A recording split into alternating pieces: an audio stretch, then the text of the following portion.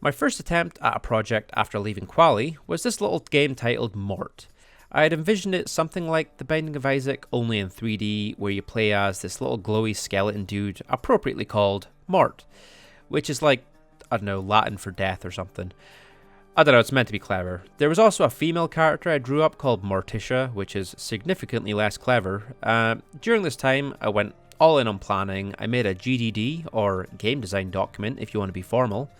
I also drew up a bunch of key art and concept art, so you could tell I was taking my new indie dev status quite seriously, but during this project, I simply wasn't as good a programmer, due in part to me having just spent the last year or so at Quali doing only art. No programming whatsoever, so I was a bit rusty.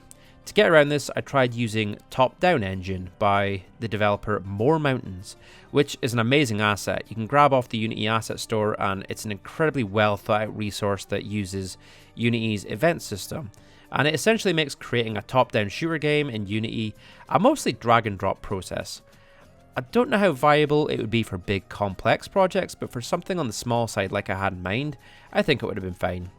I created Mort's 3D model and got him rigged and moving around in Unity with some cute animations, including a nice flowy cape achieved using another asset called Magica Cloth 2, which is super satisfying and easy to use.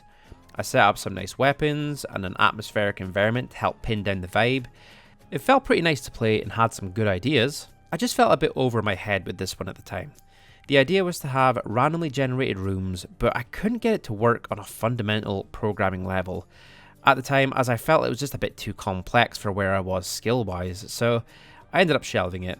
However, I'm still really proud of this project, despite its current incomplete status.